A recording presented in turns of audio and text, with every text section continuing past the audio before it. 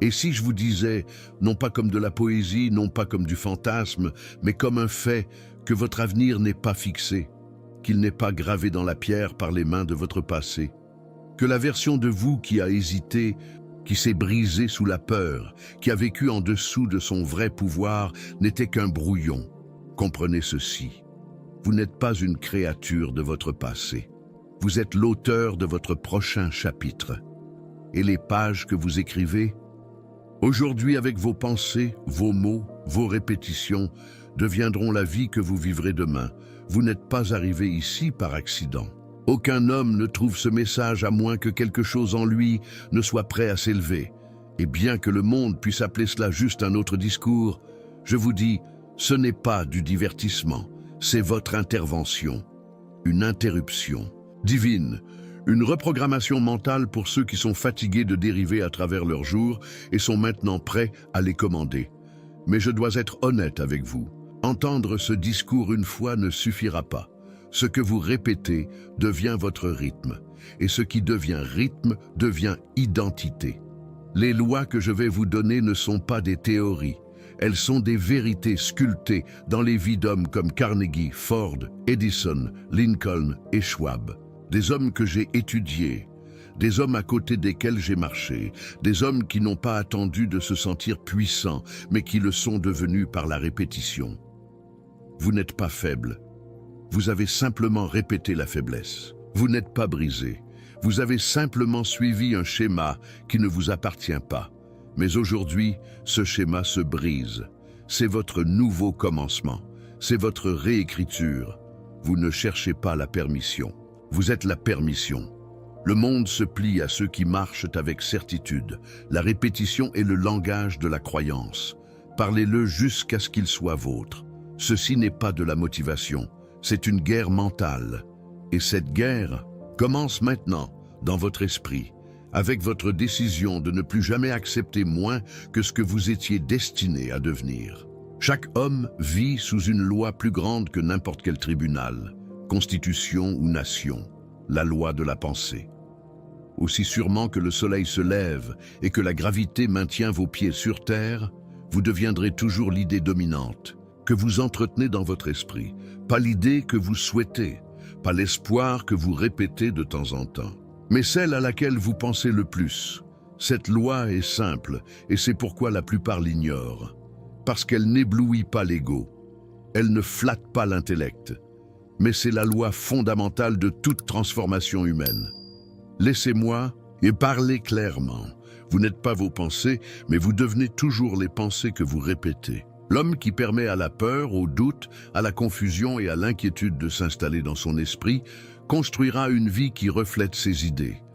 Ce n'est pas de la philosophie, c'est de la psychologie. C'est ainsi que fonctionne votre subconscient. Prenons l'exemple d'Andrew Carnegie. Quand je l'ai rencontré pour la première fois, il ne m'a pas parlé d'acier, de richesse ou de politique. Il m'a posé une question. Qu'est-ce que cette chose à laquelle vous pensez quand personne ne regarde? Il comprenait quelque chose, avec laquelle le monde lutte encore. Que les pensées que vous entretenez dans le silence sont le plan de vos résultats. Carnegie pensait à l'expansion, à l'impact, à l'héritage. Il ne se voyait pas comme un garçon d'Écosse, mais comme une force pour construire le nouveau monde. Et parce qu'il répétait cette identité, parce qu'il voyait cette image chaque jour dans son esprit, la réalité était forcée de lui obéir. Let me tell you something. Henry Ford répétait une idée plus forte que toutes les autres. Que vous pensiez pouvoir ou que vous pensiez ne pas pouvoir, vous avez raison. Ce n'était pas de la ruse, c'était de la programmation mentale.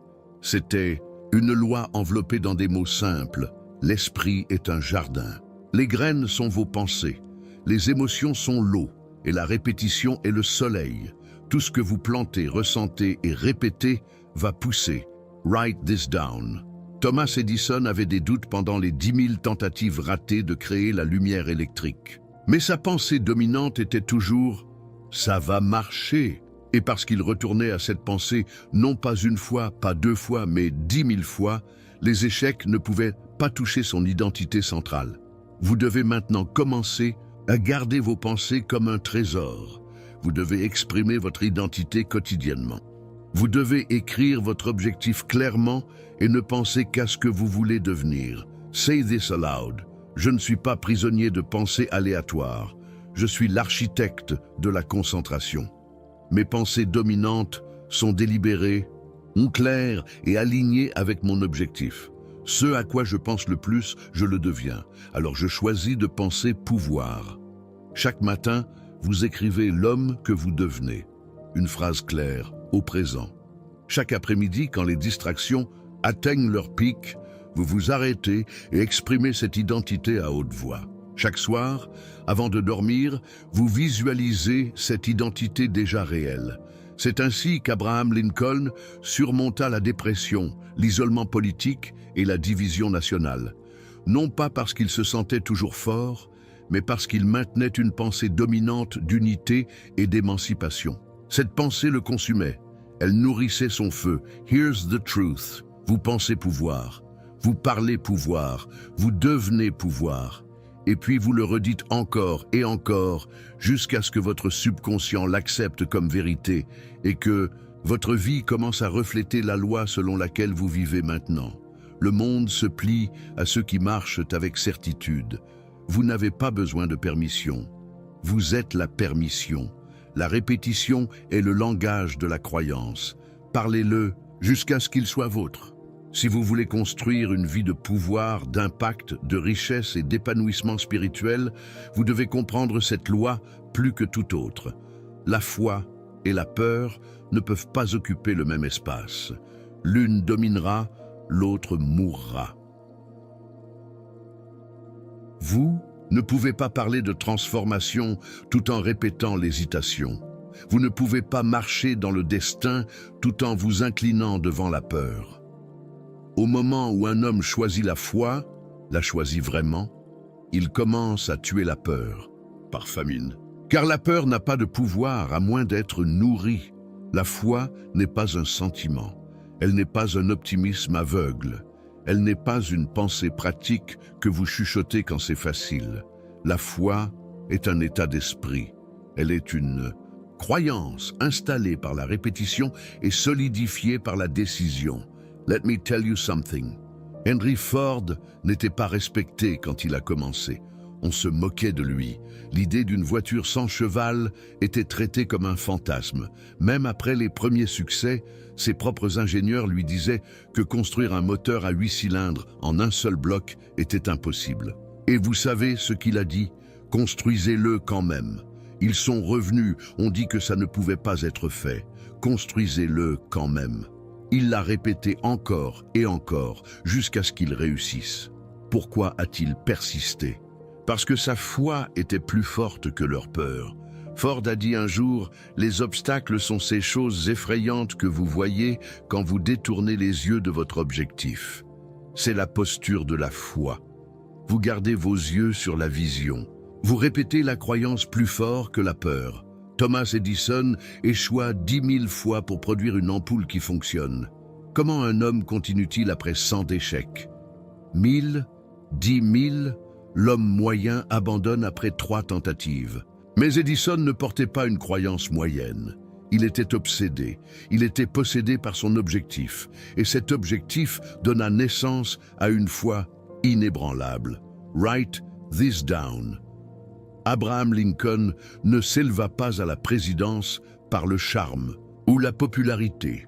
Il s'éleva par la clarté de mission et l'endurance de la croyance. Il perdit des élections, il souffrit de dépression, il fit face au ridicule et à la trahison politique. Pourtant, il continua et dirigea une nation à travers la guerre civile. Pendant les jours les plus sombres de cette guerre, quand la mort et le désespoir planaient sur l'Union, Lincoln écrivait des affirmations pour lui-même. Il parlait des mots d'unité et de force à son propre esprit. Pourquoi? Parce qu'il savait que s'il laissait la peur gouverner ses pensées, il deviendrait paralysé et la nation tomberait. Here's the truth. Quand la peur chuchote dans votre esprit, répondez-vous avec la croyance. Quand le chemin s'assombrit, vous arrêtez-vous ou persistez-vous? Vous devez maintenant faire de la foi votre état par défaut. Et cela vient de 3 rituels. Déclarez votre vision quotidiennement. Exprimez-la à haute voix, non pas comme un souhait mais comme une loi. Agissez en alignement avant de vous sentir prêt. L'action construit des preuves. Les preuves renforcent la foi. Refusez de parler peur. Vous ne pouvez pas vous permettre un langage désinvolte. Chaque mot entraîne votre subconscient. Say this aloud, la foi n'est pas une émotion, elle est identité. Je bouge avant de me sentir prêt. Je fais confiance avant de voir les résultats. J'agis dans la foi. Je construis dans la foi. Je gagne dans la foi. Andrew Carnegie, qui m'enseigna les principes derrière tout ce que je partage maintenant, me dit « Monsieur Hill, enseignez aux hommes à remplacer la peur par la foi. Faites cela et ils construiront n'importe quoi. » Cette déclaration devint ma mission. Et cette déclaration doit maintenant devenir votre mission. Lâchez, peur ne disparaîtra pas par plus de recherche. Elle ne se dissoudra pas avec le temps. Elle doit être remplacée par une croyance répétée, une action décisive et un mouvement vers l'avant implacable. Let me tell you something. À partir d'aujourd'hui, je n'obéirai pas à la peur. J'agis dans la foi. Je parle croyance. Je bouge comme un homme qui a déjà gagné. Répétez-le quotidiennement, car la répétition est la seule chose que le subconscient respecte. Ceci n'est pas de la motivation. C'est une guerre mentale. Et dans cette guerre, la foi est votre arme, la plus puissante. Il n'y a pas de tragédie plus grande qu'un homme avec du potentiel qui dérive. Dérive dans la pensée, dérive dans l'effort, dérive dans l'identité. Pourquoi? Parce qu'il n'a pas d'objectif principal défini, pas de but singulier, pas de direction claire. Un homme sans objectif principal ne vit pas vraiment, il existe seulement. Mais l'homme qui porte un objectif principal définit et le répète, l'affirme, le respire quotidiennement, est dangereux. Il est concentré. Il est immunisé contre la dérive. Il ne se demande plus ce qu'il devrait faire, qui il devrait être, ou de quoi il est capable, car il a déjà décidé. Let me tell you something. Quand j'ai rencontré Andrew Carnegie pour la première fois, j'étais un jeune homme avec de la curiosité, mais sans objectif clair. Il me parla avec une telle intensité et certitude que je fus secoué jusqu'au cœur. Il dit « Jeune homme, une personne qui n'a pas d'objectif défini dans la vie tombe facilement proie aux petites inquiétudes, aux peurs, aux troubles et à l'apitoiement sur soi, tout cela menant à l'échec. » Carnegie rendit clair que toutes les grandes fortunes, tous les grands mouvements, toutes les grandes identités commencent avec un objectif principal clairement défini. Pas un espoir général, pas une idée vague, mais une déclaration précise. L'objectif principal de Carnegie n'était pas simplement d'être riche, c'était de devenir le roi de l'acier d'Amérique, de révolutionner l'industrie, d'apporter de la structure à un marché désordonné. Chaque décision qu'il prit, des livres qu'il lisait aux hommes qu'il embaucha, aux pensées qu'il entretenait, servait ce seul objectif. Write this down. Vous n'avez pas besoin de 1000 objectifs. Vous avez besoin d'un objectif dominant et tous les autres deviennent subordonnés. Pensez encore à Henry Ford. Son objectif principal n'était pas seulement de construire des voitures, c'était de rendre l'automobile abordable pour chaque homme qui travaille. Cet objectif le conduisait. Il guidait chaque innovation, chaque embauche, chaque système qu'il concevait. Charles Schwab, choisi à la main par Carnegie pour diriger US Steel, connaissait cela aussi. Son objectif était de devenir le plus grand leader d'affaires de sa génération. Il n'était pas ingénieur, il n'était pas l'homme le plus intelligent dans la pièce, mais il était le plus clair. Sa clarté d'objectif le rendait inestimable. Here's the truth. Quel est votre objectif principal? L'avez-vous écrit? Le répétez-vous chaque matin et soir? Avez-vous construit une structure de pensée autour de lui? Ou dérivez-vous encore, espérant que l'objectif se révélera en temps voulu? Il ne le fera pas. L'objectif n'est pas découvert, il est déclaré. Vous devez le choisir, vous devez le posséder, vous devez entraîner votre subconscient à l'accepter comme loi. Car voici ce que fait l'homme moyen. Il fixe des objectifs qui changent avec son humeur. Il se dirige vers des idées qui perdent leur feu après quelques semaines. Il rêve de richesse un jour et se contente de sécurité le suivant. Laissez-moi vous offrir la méthode exacte que j'ai enseignée à des milliers. Premièrement, écrivez votre objectif principal au présent. Je construis votre objectif. Exact, avec objectif, clarté et croyance inébranlable. Deuxièmement, répétez-le avec émotion chaque matin et soir. La répétition avec émotion est la seule façon d'impressionner le subconscient. Troisièmement, agissez en alignement quotidiennement, peu importe la petitesse du pas. Say this aloud. Je ne dérive pas, je déclare. Je ne réagis pas, je vise, je ne devine pas. Je sais ce que je construis. Votre vie sera soit le résultat d'un objectif principal défini, soit le résultat des agendas d'autres personnes. Il n'y a pas de terrain d'entente. Alors, choisissez maintenant. Construisez-vous votre vision ou construisez-vous celle de quelqu'un d'autre? Répétez-le quotidiennement, tout comme Carnegie l'a fait, comme Ford l'a fait, comme Edison l'a fait. Ils n'étaient pas plus doués que vous, mais ils étaient plus concentrés que vous. Et maintenant que vous connaissez cette loi, il n'y a plus d'excuses. Write this down. Écrivez votre objectif principal. Respirez-le. Construisez autour de lui. Et quand la distraction vient, retournez-y, car tout ce que vous voulez en dépend. L'homme qui porte un objectif principal défini, avec clarté, feu et discipline, devient impossible à arrêter. Le monde se plie à ceux qui marchent avec certitude. Vous n'avez pas besoin de permission. Vous êtes la permission. La connaissance générale mène à des résultats généraux. La connaissance spécialisée, combinée avec l'objectif et l'action, devient imparable. Il y a un mythe répandu que la connaissance est le pouvoir. Mais je vous dis que c'est une demi-vérité. La connaissance est un pouvoir potentiel. Seulement quand elle est spécialisée, concentrée et appliquée avec objectif, devient-elle un pouvoir réel. Un homme peut passer sa vie à collecter des faits, lire des volumes, assister à des conférences et vivre encore dans la médiocrité. Pourquoi?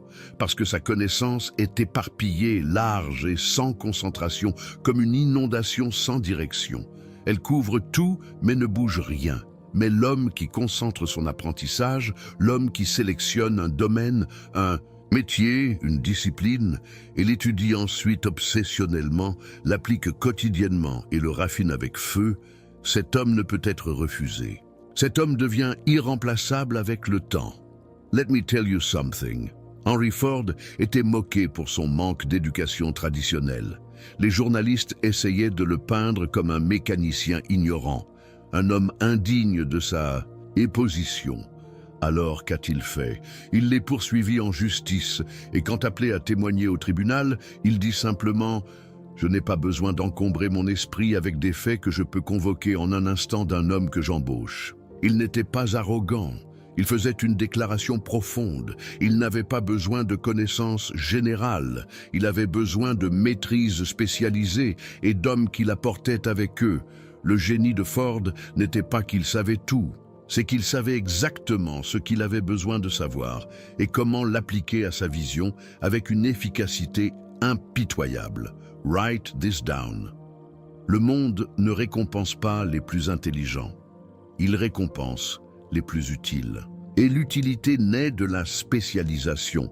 Thomas Edison n'était pas un philosophe, un homme d'État, un touche-à-tout. Il était un maître de l'invention appliquée. Sa connaissance des systèmes électriques, de la résistance, des matériaux et de l'application industrielle était profonde, pas large. Il ne pataugeait pas, il plongeait. Il comprenait les filaments mieux que quiconque vivant.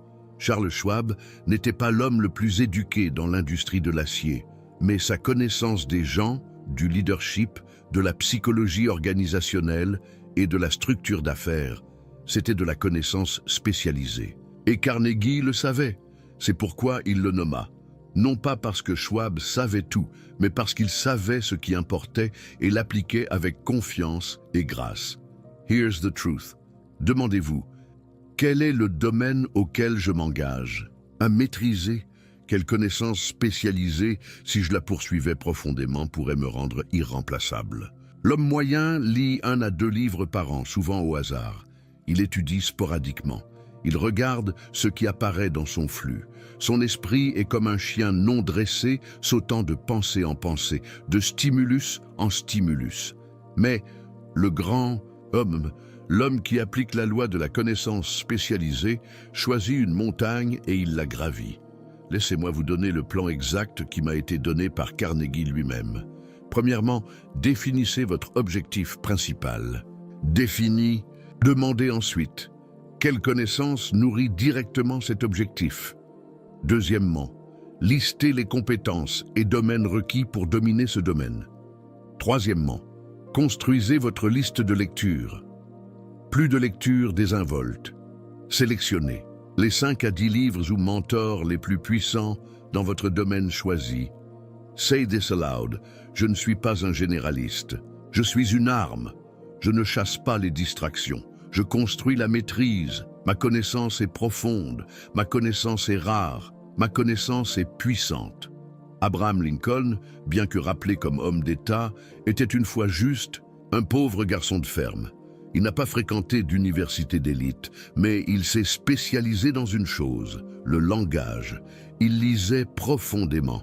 Il s'enseigna lui-même le droit.